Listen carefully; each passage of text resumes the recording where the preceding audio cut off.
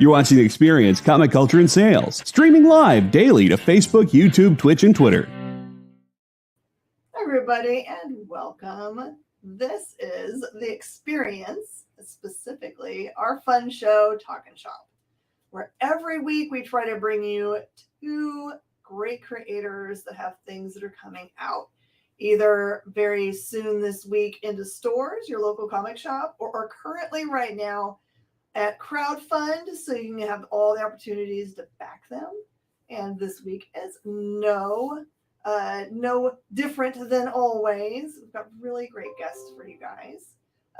We'll see you in just a second and tell you all about it.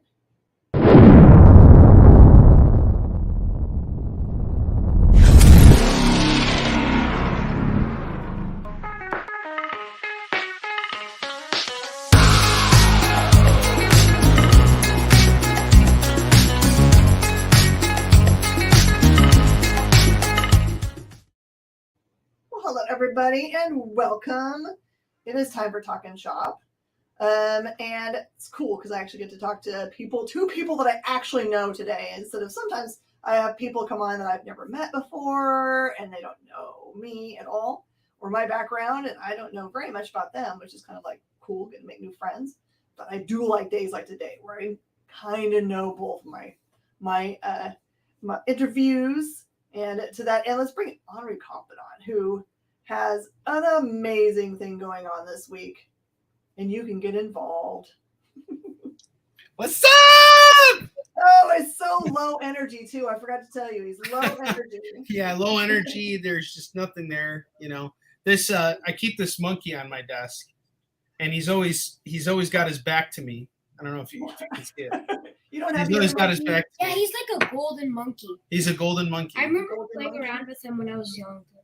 That's my son in the background. That's the voice of Max, by the way. That's the voice of Max, the overseer. The overseer. Oversharer? I don't know. Thank you, Chris, for sharing everything. We got a link drop Chris here. is awesome. Yeah. I finally got my phone to share. It was like being weird. We have a big storm coming through right now, and I had to run through many rains to get back into the store after I go and I sit and study a little bit every day before interview, because I like to, know what I'm talking about a little bit. Sure. Okay. Most everybody that follows the network at all knows you fairly well. So Henri has great shows on here, one of which is very specifically supportive of people that are crowdfunding their projects.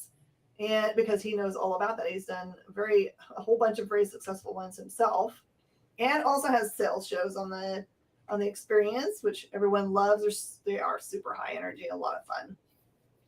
So if you have not watched either of those shows, you absolutely should. Even if you don't buy something or can't fully engage, they just make you happy because they're just happy sounds in the background, which I do all the time. And I like to watch people like comment to him because it's clear that everybody knows him, and everyone gets nicknames, all kinds of crazy stuff. So do you have anybody that comes to like all your shows? You have like a regular person you just know they're going to pop on every time? Absolutely. Well, I got a few regulars, and Chris Steiskell, he's definitely up there. He's my number one guy. But we also have Victoria. I can't pronounce her last name properly. I'm not even going to. I think I know who you're talking about. Yeah. David Moore, and Edward Vicen is his last name, but we've got I've developed a rapport with a number of regulars on the network, and that's all primarily thanks to everything that we've been building over the last few years on the Experience, as well as what you and are building on the Comic Book Shopping Network, which is really kind of where I got my start into all this racket. So, but it's been so much fun, and honestly, it helped me out of this really dark tunnel that I was in career wise, because once COVID hit, I always saw myself as the creator, going to conventions and selling books. But when COVID hit and conventions weren't around or were all on hiatus, I had to kind of think about how did I want to, kind of or how did I want to spend my time? Like, what was I going to be doing? And I tried freelance editing and writing for a little bit, but it was really hard to get leads, especially when I didn't have the kind of connections that you necessarily need in order to get that. I think that's changed a bit since I've joined the network, but really it was watching you work, Miss Jen, and that was really kind of like the point when I woke up one morning and I'm like, I want to sell comics. That's really what I enjoy doing the most, and promoting. And there's a real art to that, and you and I have conversations about this all the time. Yeah, it's probably you can identify with this, like what a lot of the reason why I do what I do and what Kyle does what he does and what the experience is around for Comic Book Shopping Network is because we felt like there were a lot of people out there that may have been a little bit too shy to get to an LCS and just become instant friends, or they don't have an LCS. And we wanted to make it a comfortable, safe place for everybody to come and do those kinds of things. And it's interesting for you to say that you had to learn anything from us, because I always felt like I was learning something from you, because I don't know if you guys have ever seen Henri at a show. He is the if you were to make a template for how to engage your customer base, is really Henri's, where he stands in front of his booth.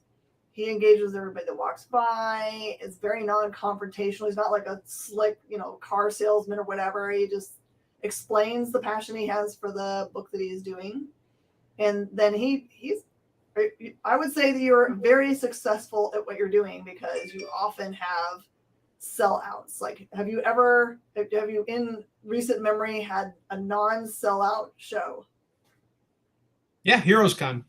That was capital city. But that's not it's not the selling out or not selling out is really kind of not the point, and I'm not the only one selling out. I was just having a conversation with Richard Davis from Cult of Dracula yesterday. That guy's stuff always sells out. Madeline Holly Rosing, she was at Emerald City Comic Con. She sold out. That was the last show I did. So I think a lot of creators are selling out and moving their inventory, and I'm so happy to see that too, because independent creators, we really do have a significantly greater challenge of sharing our work with the world, because it's hard for us to get our work into shops, because then the retailers not only need to become knowledgeable of the product, but now have to go out of their way to sell the product to a specific customer. And I deal with this all the time, because on my shows, I have a big emphasis on stocking independent creator-owned books, because I'm at these shows. It gives me exclusivity to be able to get these books, because you're not going to be able to get most of these books in shops, because these creators, they don't have distribution through Diamond or Lunar or Penguin. Some of them do, but a lot of them don't. And they still have great work. I don't think that just because you're not with the big two doesn't mean you don't know how to make comics. There are so many people out there doing this, and some people just want to do it because they have a message to share, and other people do it because they really want to get into this field and they take it seriously and want to make a career out of it. And that's why I got into it. I mean, this has been my full-time job for 12 years now. And it's been anything but easy. And the one thing I would always want to be able to do is to try and create a pathway for creators who are like me, who want to do this full time and are willing to put in not just the money, but the time and the effort and sacrifice that it takes to really grow what you're doing.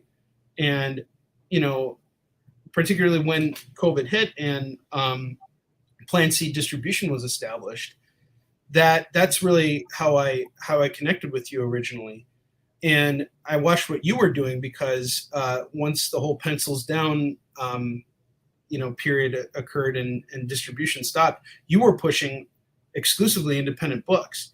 And I was watching because, my book was on there and I obviously wanted to see, I wanted to be there to answer questions, but I wanted to see what was happening.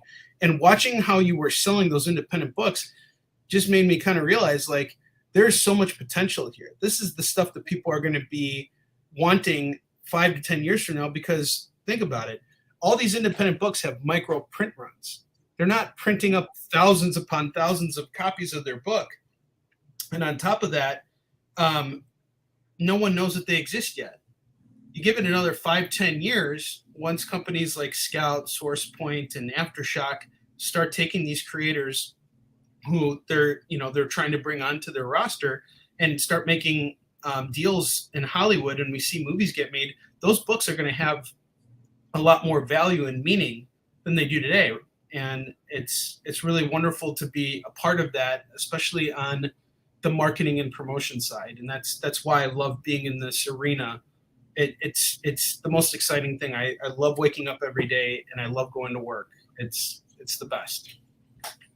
It is kind of interesting that you mentioned that time when everything was kind of at a closed up or pencils down situation. It's a lot of people, like when they say, why did something horrible like this happen? And it's definitely terrible. Like, the pandemic is not what anyone really wanted to have happen, but there were some things that came out of it that wouldn't have happened otherwise. And the pencil down situation allowed for people that were still pencils up, and that was everyone that was doing independent creation. It allowed for them to have their stuff be seen, and it allowed for people that were hungry for still having comic content, who still needed that in their lives. There was freed up money during that time because they weren't buying the others, to be able to fall in love with projects like yours.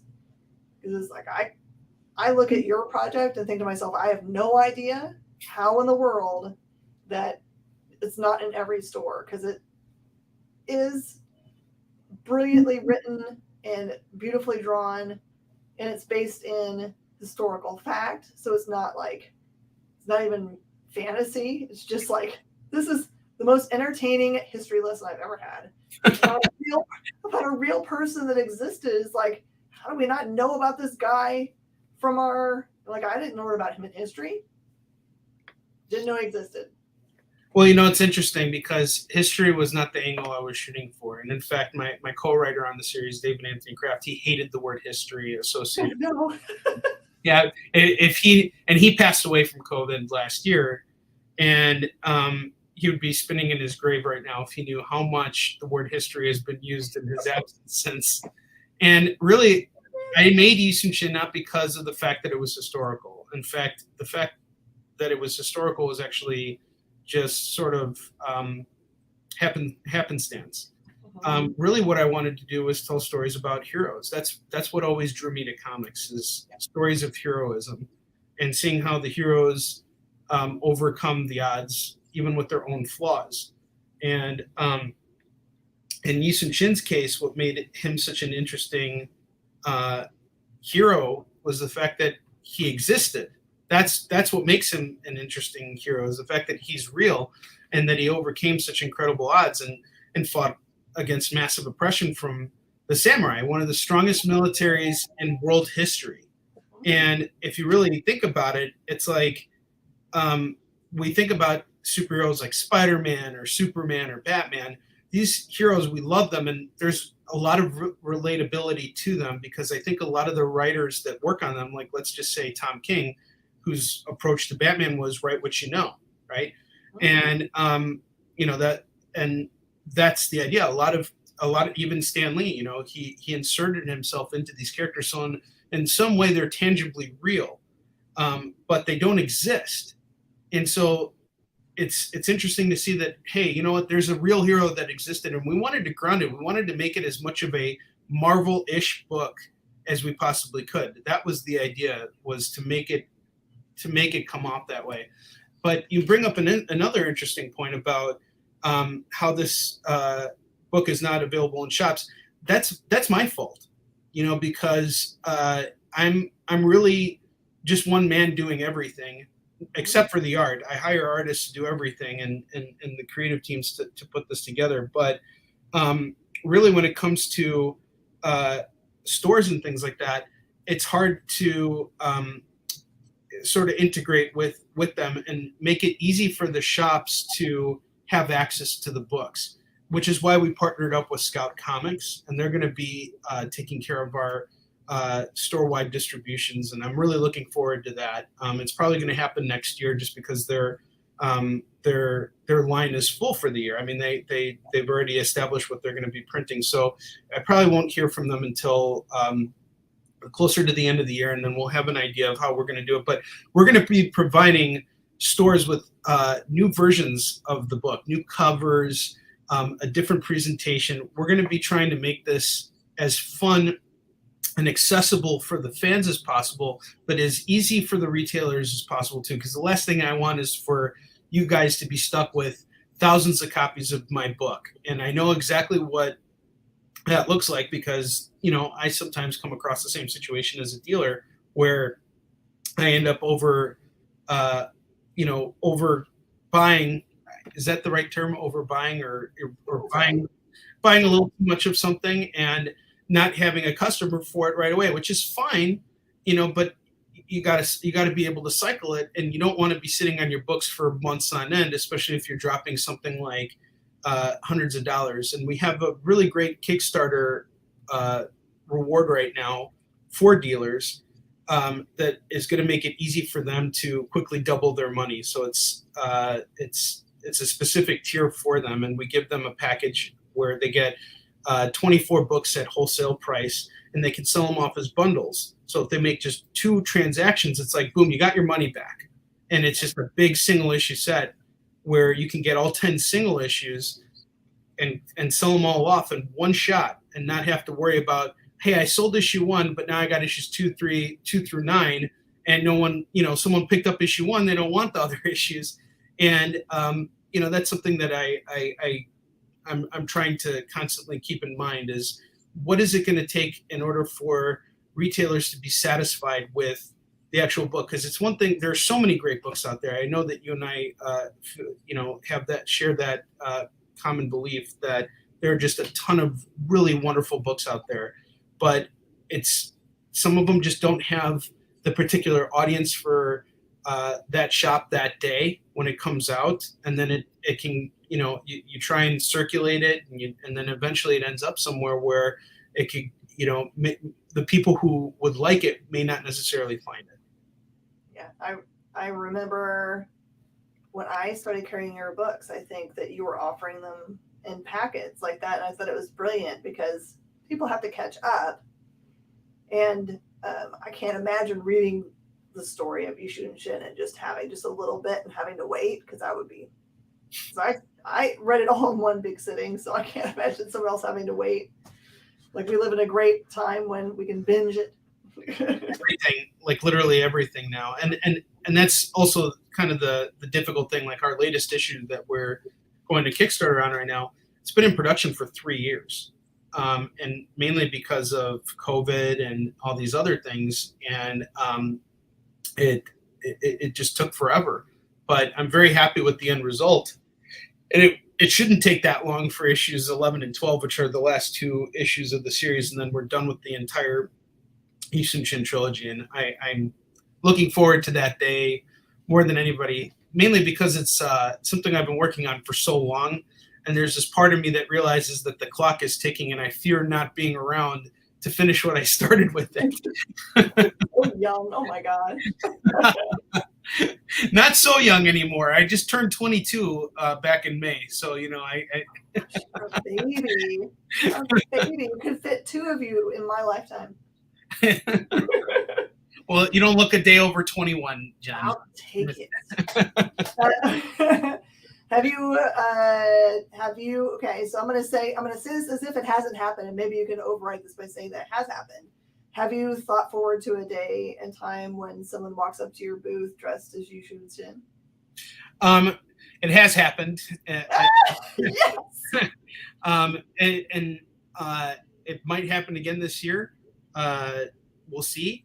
But yeah, it's great. In fact, the sword that I have was actually given to me by a Korean. He was like a professional Korean cosplayer, and he gave me his old sword, which was a replica of Yusuf Shin's uh, ceremonial sword. It was a gift from the Chinese to him because they were so amazed with his skills in combat, and it had an engraving on it, and the engraving is "One stain shall sweep the mountains and rivers in blood." So I have that sword, and then I have another. The sword I've been using recently is actually a Japanese sword, and it's got a little bit more of a curve. But I'm looking to get myself a Korean sword probably sometime later this year. We'll see. We'll see how things pan out. How many more sellouts I can pull off. I've always wondered how in the world you sneak that bad boy in the convention without getting it inside. Well, it comes in with all of my, display stuff. So it's all in there. But also, these swords are not intended for. They're not sharpened swords, so they're not like the Japanese sword I have could probably be sharpened up, but it's really just a replica sword. It's not like this real sword that, like, if you used it, you could harm someone. It's all just for show. So and I would never try and bring anything that could possibly cause anyone harm into a convention floor. My favorite thing to ever be peace tied to me is I dressed up as an Amazon from Themyscira, and they peace tied my bow to me, which was obviously not functioning bow. It wasn't strung in a way that it could actually pull anything. And they're like, no, you can put something in this and like hurt someone with it. I'm like, okay. No Hattori Hanzo swords for Henri. I don't think we can afford it. I would love a Hattori Hanzo sword, though. I mean, I loved Kill Bill, and there's a lot of Kill Bill that's inspiring my next comic book series, which I'll be bringing to Kickstarter once fulfillment for this current one is done. It's called War Lion, and it's basically Blade meets Demolition Man, and it's like just a total martial arts epic. It's going to be three chapters, and each book is going to be 48 pages. And I was really heavily inspired by Kill Bill on that as well. And what else really got me? That other The Last Ronin. I love Last Ronin. That's good stuff. Oh yeah. Go ahead. Have you ever watched it's a not an English film, but a film called Ran? Ran, yes, absolutely. That is Akira Kurosawa. I'm a big Akira Kurosawa fan. My favorite movie that he ever made, a lot of people don't talk about it, but my favorite Akira Kurosawa movie is Redbeard. Have you ever seen that one? No, I'm gonna have to go find it now. Yes, it is so good. It's about a Japanese doctor. He's a samurai, like he's a doctor that treats samurai. Ooh. And it's just this really wonderful story. I mean, it's really deep. It's so much better than a lot of. I hold it up higher than all of his other movies. It's brilliant. That comes with high recommendation. Yeah. All right. So your Kickstarter. This is the 10th. This is for the 10th issue, but has everything else as part of it. Is that what I'm understanding? Yeah. So basically, a lot of the books need to go back to press right now. So we recently just put our issue 1 back into. We just ran another run on our first issue because it sold 20,000 copies already over the course of time since we put it out. So I just ran out of issue 1, so we reprinted that. And now we're going back to press for issue 10, but I'm also realizing that issues 2 and 3 are almost running out. And every time we go back to press, I don't just put it out there. I don't just, resubmit the files. I make changes to the files and try and really amp it up and keep the book as relevant as possible. So it's not like I'm going in and rewriting everything. But one thing what we've been doing with this current print run is adding sound effects in place, maybe putting more thought balloons here and there where it might help. But really, I don't want to mess with it too much. because there's just not enough time. But you never perfect it. It's always true art is never finished. It's always abandoned. So that's kind of what goes on with our book. So you get an opportunity then to when you see stuff, you're like, this could have been a little more clear, or a speech bubble would have clarified this, and then you get to fix that. Well, feedback's important, and I take feedback very seriously, and this when we're working together too. You can't grow if you can't take those hard hits and someone telling you, what, you can improve in this area. If you get really worked up about that and offended, then you can't improve. You can't get better at what you do. And I mean, look at all the artists out there. Look at how much they've all had to pay their dues. You look at guys like Howard Chaykin, Frank Miller, even, like they've all been told that at some point that they're hopeless and that they're never going to go anywhere, but they keep on going because they take that nugget of information that can help them grow. And then they go from there. And of course, I think that kind of feedback is more harmful than helpful. I think that there's something good that can be said about anybody's work. There's also a way to encourage people to make changes that can improve what they're trying to do. And especially when it comes to communication, through comics or through anything, it's important to have feedback. It's important to know where you can improve your skills and be better. Oh, yeah. Okay, so how much longer do people have to be able to back this current campaign? And what special things do you have that are part of it that sets this apart from any other one that you've done so far? So what's really that's a wonderful question. So we're doing variant covers for the first time, and we have a couple variant covers that are exclusive for our first issue reprint. And the first one is done by Dexter Wee, who's our new interior artist. He's going to be coming in as of issue 11 and 12. And even though it's like a mid-arc change, I work with him to make sure that his style aligns with the rest of the series. And I've seen that he's been able to do this with Warline, which is already done. Mm-hmm. We also brought An Fulan. She's going to be doing a series of variant covers for us, and she's fantastic.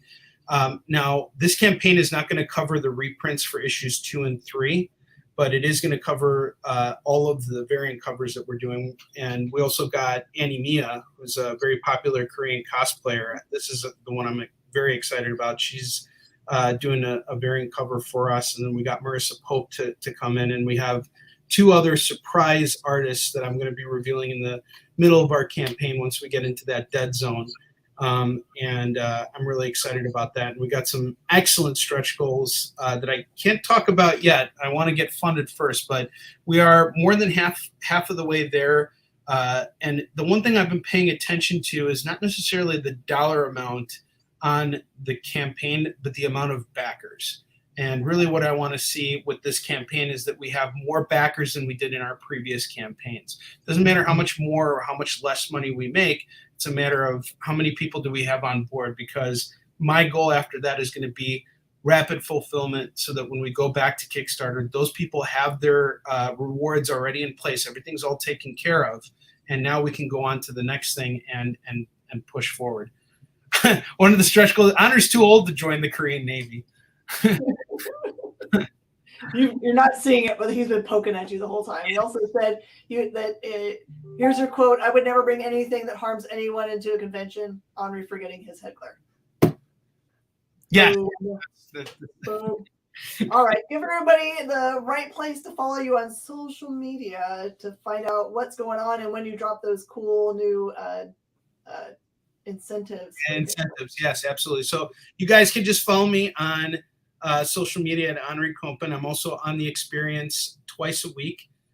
Thursdays, I'm on at 7 p.m. Pacific, 8 p.m. Mountain Time, 9 p.m. Central, and 10 p.m. Eastern. That's when I do my sales show. And then on Fridays, I'm on at 3 p.m. Pacific, 4 p.m. Mountain Time, 5 p.m. Central, and 6 p.m. Eastern for the crowdfunding show where I bring on a new guest every week. And you guys can follow me on Instagram, Twitter, all that stuff. Just type in my name, you'll find me. You'll see me holding a sword. And I'm a very friendly guy. I won't hit you with my sword. So Thank you so much, Henri. I'm so excited for your campaign, and I promise I'm going over to do my thing. I have this weird thing where I like to back things at the last minute. I don't know what's wrong with me. That's perfect. No, you're fantastic. I thank you so much. You helped me get to this point where I'm at right now. So much, Miss Jen. So I'm forever grateful to you, and as loyal as I am to Yi Sun Shin, my loyalty goes to you the same exact way. So thank you so much for everything. You're an inspiration. Your fans feel the same way about you. Thank you. Thank you so much. All right, everybody. Everyone give some hearts and some thumbs up to Henri, but stick around because coming up after the break, our surprise guest, Dan Didio, is going to be coming on. So stick around. We'll see you in a second. What an honor. Did you know that every experience show, including some exclusive content, streams on Twitch? Check it out. Twitch.tv/the_EXP. Or just scan that QR code. Comic Collectibles is here for you every Wednesday with AR Comics for two very important reasons. To sell you rare, one-of-a-kind comics that you'll love, and to confuse AR with old man talk. You see, Rex and John are, how should I put this, ancient as the roots of the mountains. So every week, Rex and John fill in AR in yet another area of pop culture that he missed because he's too young, just didn't have the time, or just really doesn't care about. It's a real public service they provide. Come buy some super rare and unique comics, while old men explain long-dead sci-fi shows to a younger man making that confused puppy face. Every Wednesday from 6 to 8 Eastern with Rex, John, and AR Comics. Comic Collectibles on The Experience. Comic culture and sales. To be continued. 3 little words that hold the secret to the next great story. 3 words that will thrill you, confound you, give life to new possibilities. Every variation of To Be Continued is a promise of adventure, a promise of excitement, a promise of unseen wonders and unexplored worlds. A promise that every issue you read makes you a part of a never-ending journey, and behind every page there will be an unopened door waiting for you. This story to be continued at your local comic book shop today. Visit comicshoplocator.com today.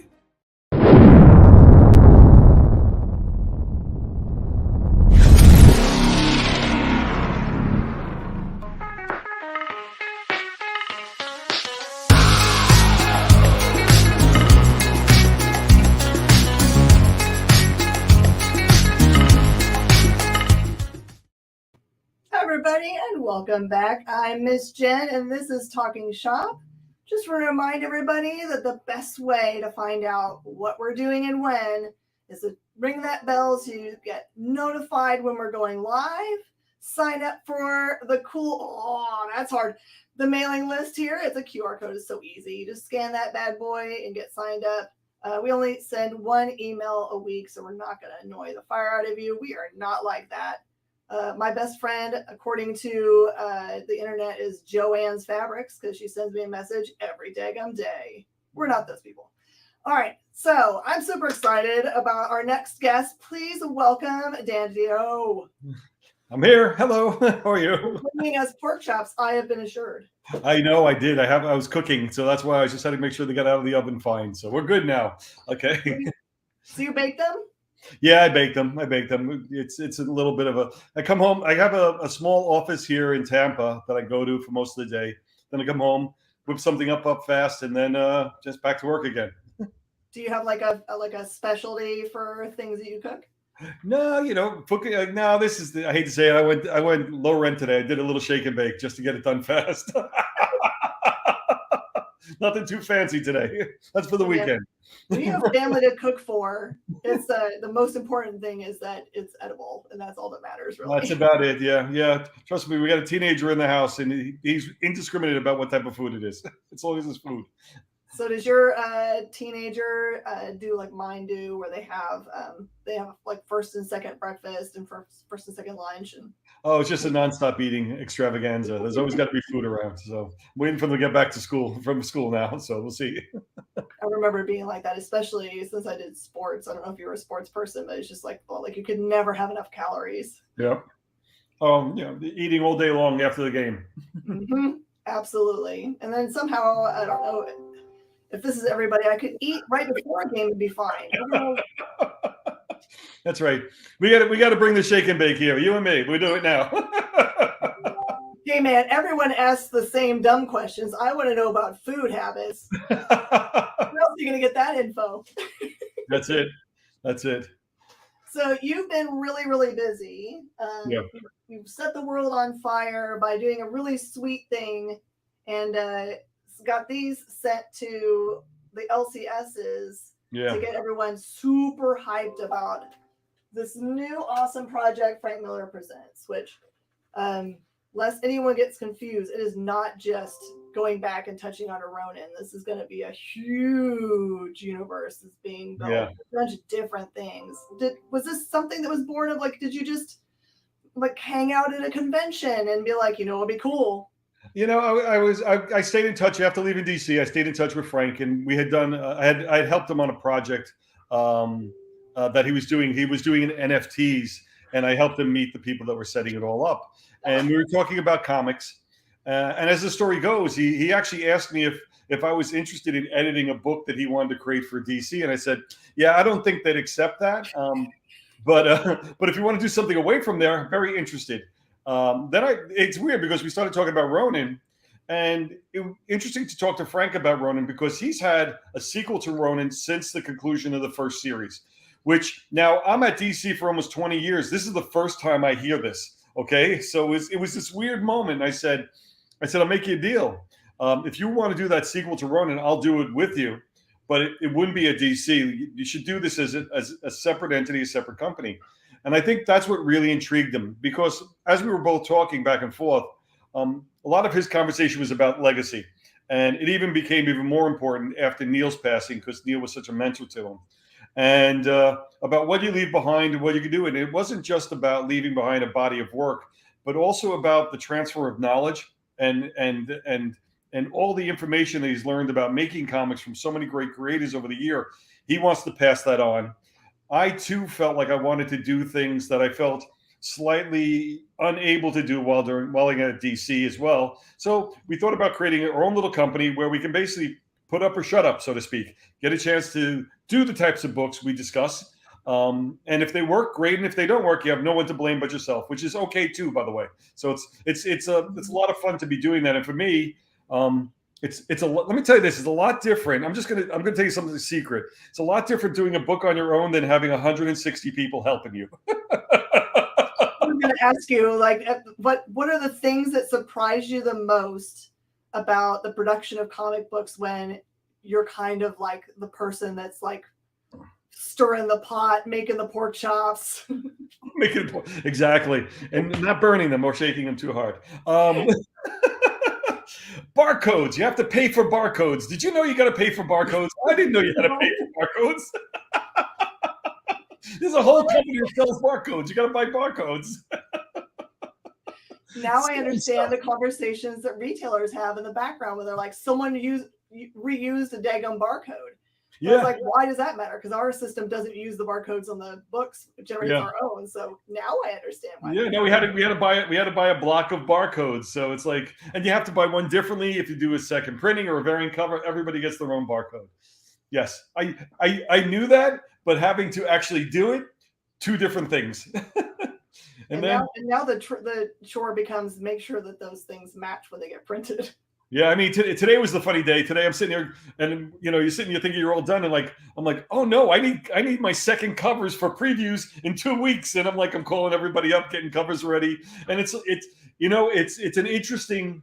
Once you get in the rhythm of it, I guess it's a little bit easier, but it's an interesting system, and actually I love the fact doing it sleeves roll up and doing it all. It's kind of fun to be on the ground, looking up and getting it all done. It's this incredible sense of ownership that comes with working on product like that. And honestly, when it comes out, it's like you have the pride of having it come out, but almost it's something you don't believe you actually got it made in some ways. I'm assuming that you're already previously a very organized person. Is this true, or did you have to like get yourself back to that? I had to get back into it a little bit. I have to admit, 2 years off from that, and develop a new rhythm, which is a different set of skill sets and what to keep and what not to do.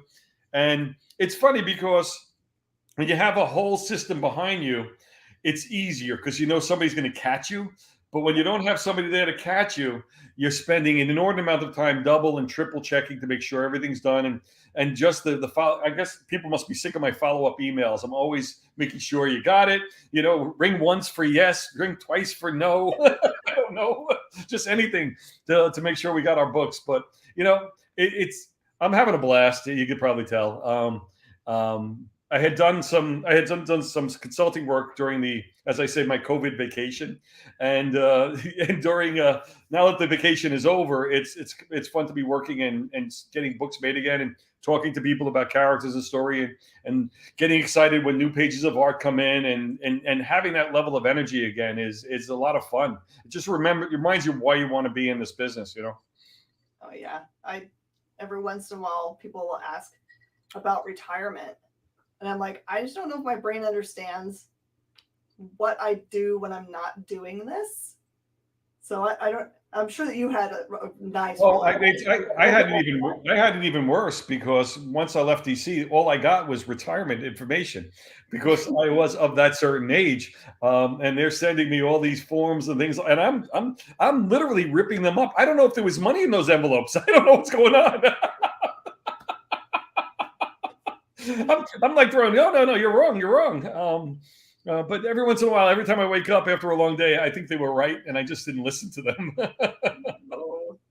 No. I feel like, I don't know. I think comics keep people like us young. I know. It's interesting, and it's funny to look at the comics business now, and I look at the variant covers and all that's going on, and I'm looking at things, and actually, this is one of the things that prompted Frank and I. We're looking at stuff.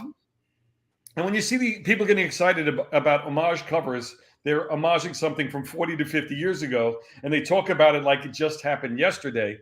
You realized how much stuff hasn't moved on in a weird way. And part of what we're doing, even though it is a sequel to Ronin, it isn't something that we feel is just a replication of what had come before. It's a complete different reinvention of the story. It's one of the reasons why Frank didn't want to draw it. He didn't want that one-to-one comparison. As a matter of fact, the only book that Frank is actually drawing for Frank Miller Presents is going to be the Sin City Western, Blood and Dust. And that's because it's a new concept that only he wants to write and draw. So that's what's so exciting about that one. But I've been showing people that's the one. Exactly, yeah. And he's getting started on that right now. Mm-hmm. But if you look, and we're going to do at some point, I've got Frank's layouts from Ronin. And what Frank did is that rather than write scripts, he does layouts for Philip Tan and Daniel Enriquez, and he does full layouts from them. And if you look at the layouts, we could have probably published the layouts for the most part. You could see they were getting more complex as they were going, as he was getting more into the story. And maybe we'll do that at some point. But watching Philip and Daniel do the interpretation of Frank's layouts is what's intriguing because it's moving. And if I could go on, what's interesting is when I talked to Philip Tan, he repeated a lot of things that Andy Kubert said following working with Frank on Dark Knight 3.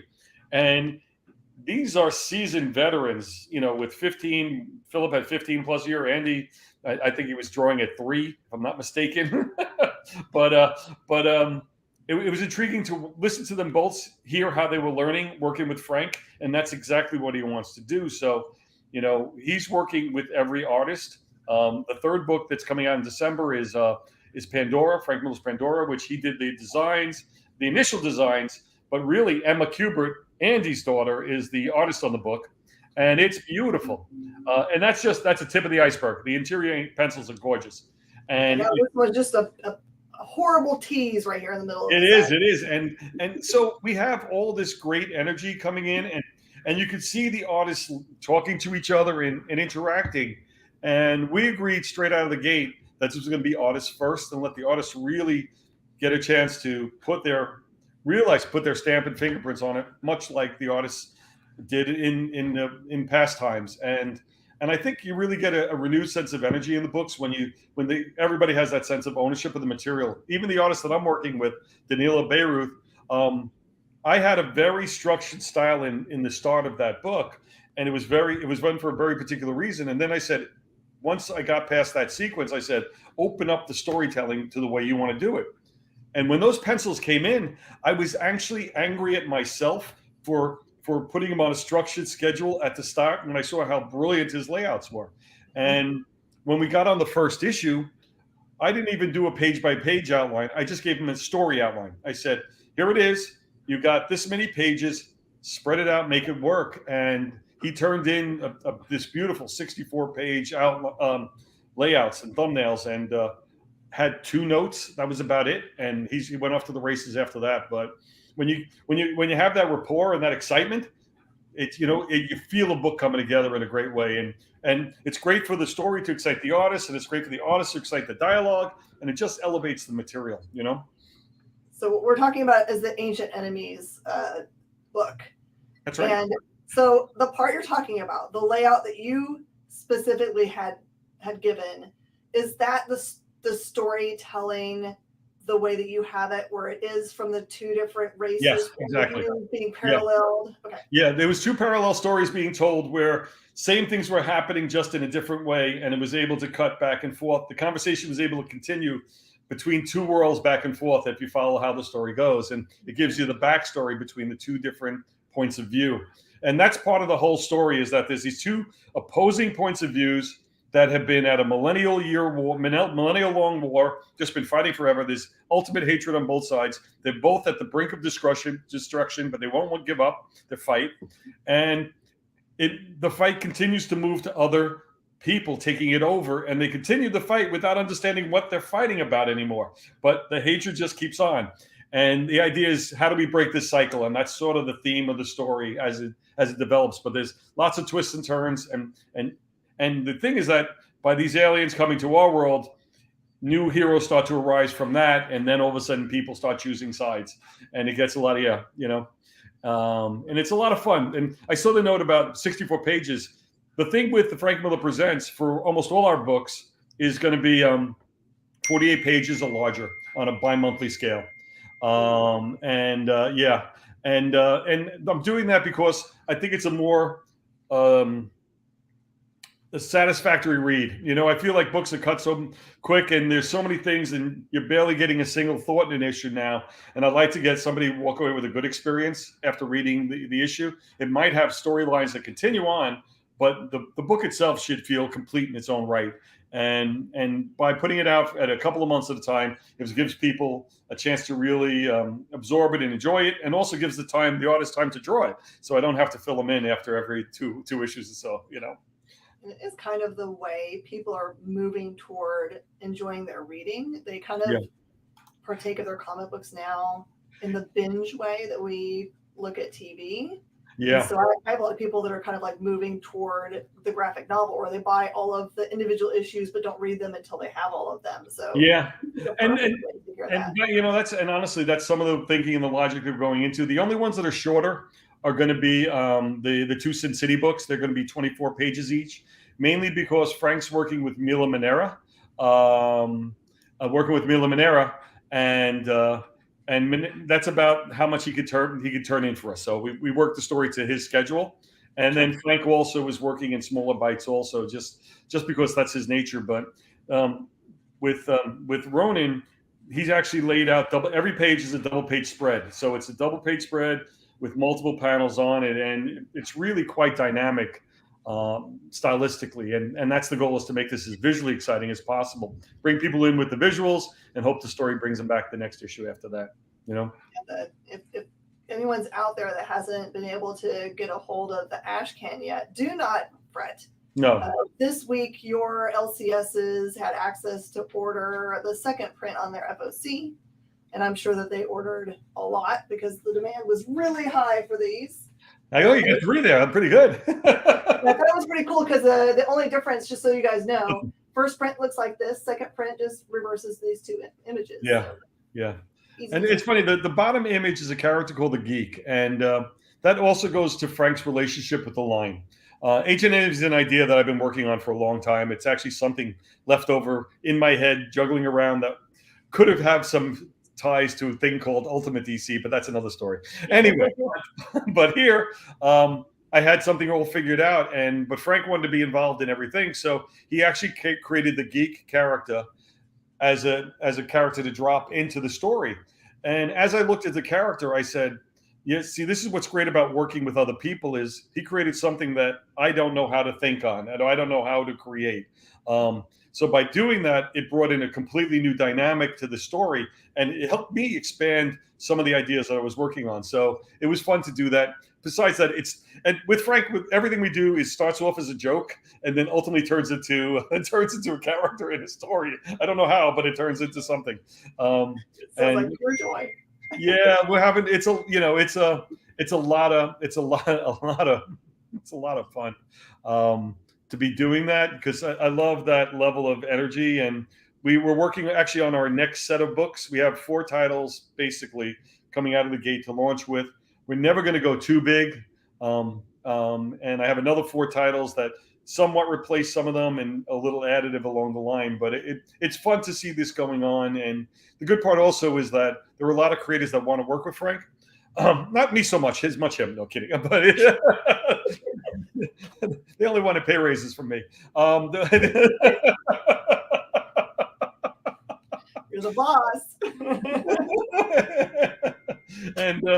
But with Frank, they really want to work with them and interact with them. A lot of the artists, and so we're trying to find a way to bring other creators' projects into the mix too, and we're going to find a nice blend down the line. So, what is your publishing schedule? Is it set to have a couple titles coming out in a month? Yes. More? No.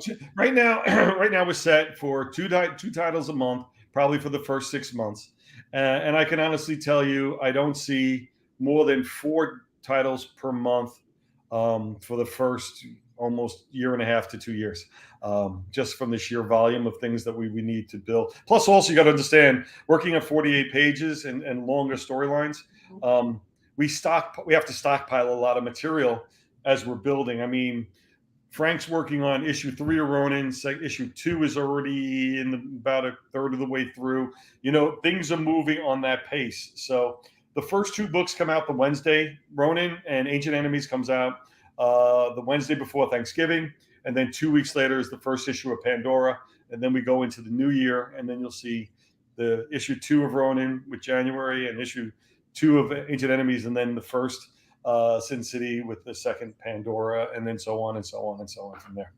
Yeah. This will be awesome. So, what else can you tell anybody? Something new that you've learned about self-publishing that?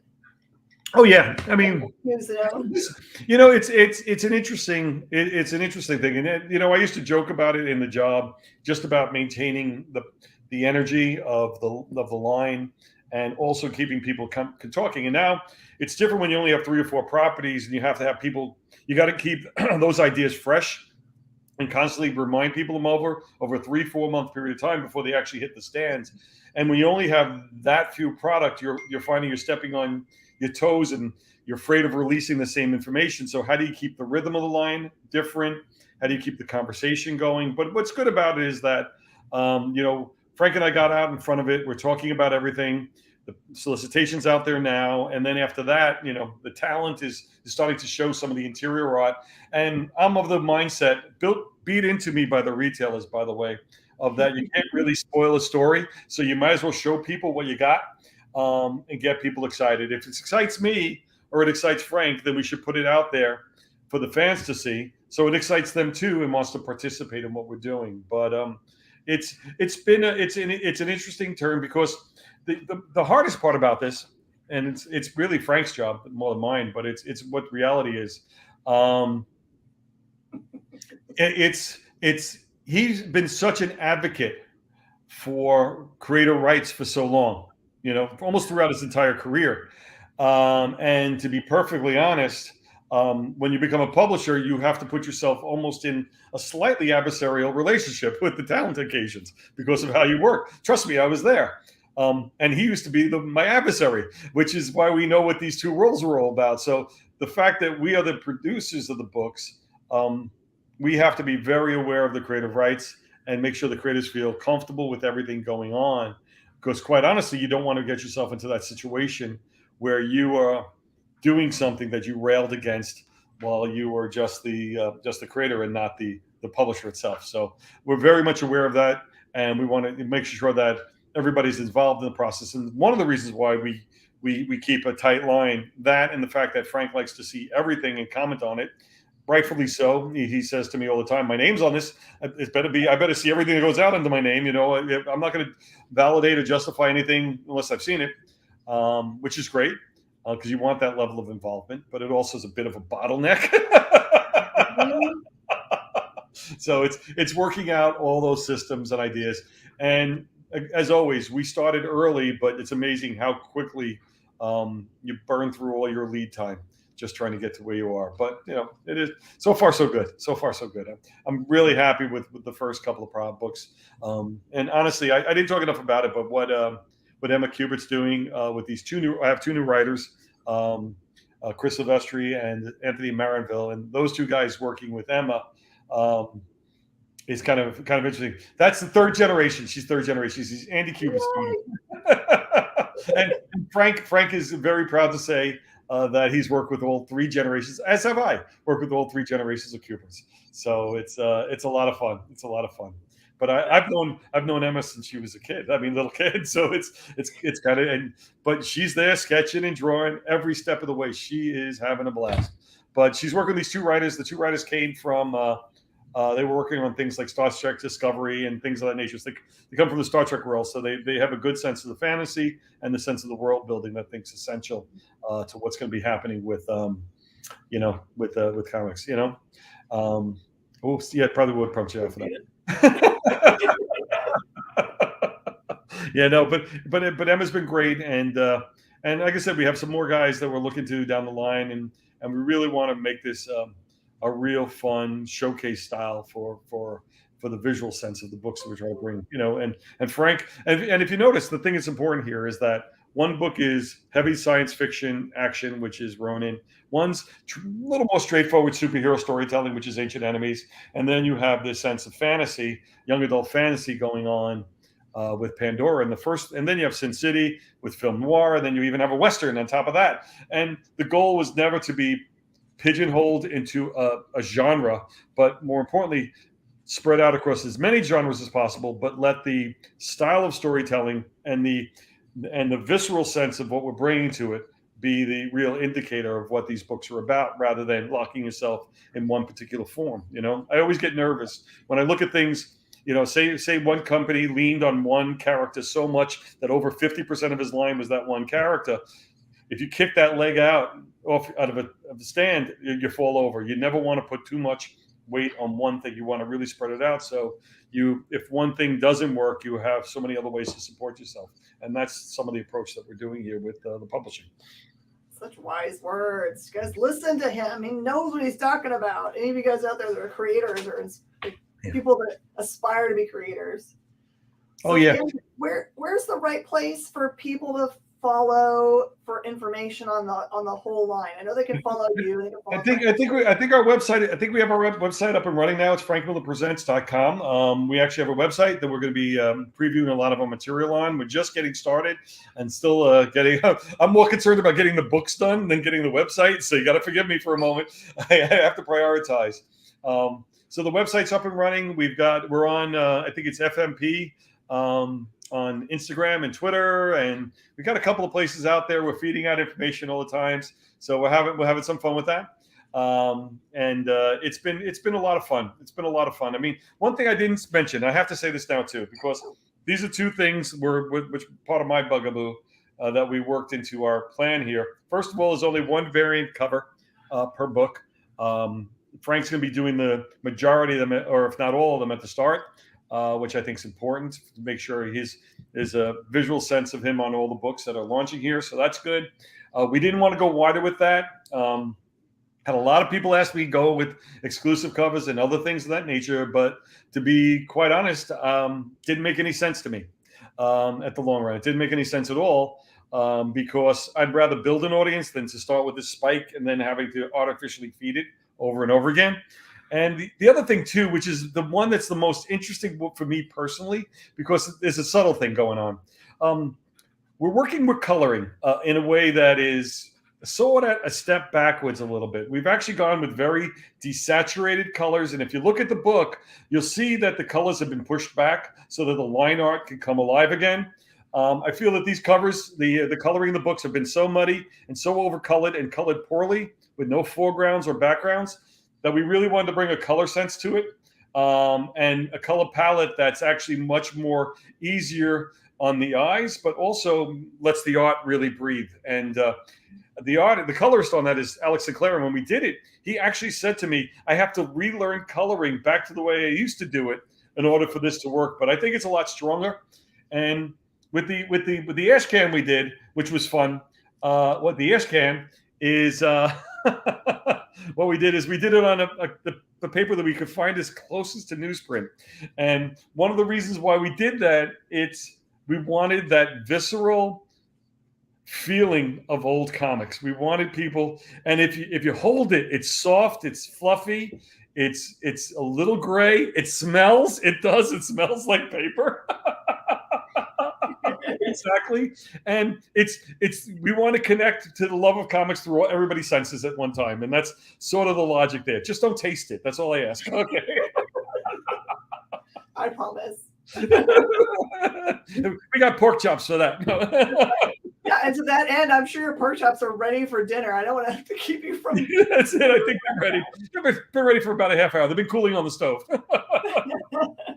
Well, everyone, make sure you give us some hearts and some thumbs up, and send some personal messages to their page when they get it up and running. Share it so that everybody knows about this. And for the love of everything, tell your local comic shop that you want these titles so you don't miss out, because everybody knows the LCSs are ordering pretty tight right now, and we don't want you to miss out. No, we want people, and we want people to. What I really want is people to read it and enjoy it. That's what I really want. That's the thing that's most exciting. I'd rather have less books sold with people reading and enjoying it than just people collecting and putting in plastic, never to be seen again. So there we go. I mean, we want to have some fun, and we want to make comics enjoyable again. That's where we're at. Love it. Well, I'm super happy. I love what I read. You guys should go and hunt down one of these cool ash cans. Thank you so much, Dan, for your time and coming. My pleasure. Always a pleasure. Always great to see you. Congratulations with the show, man, and good luck. And I hopefully see you on the road on one of these trips soon. Okay. Someday. You got it. Okay. Right.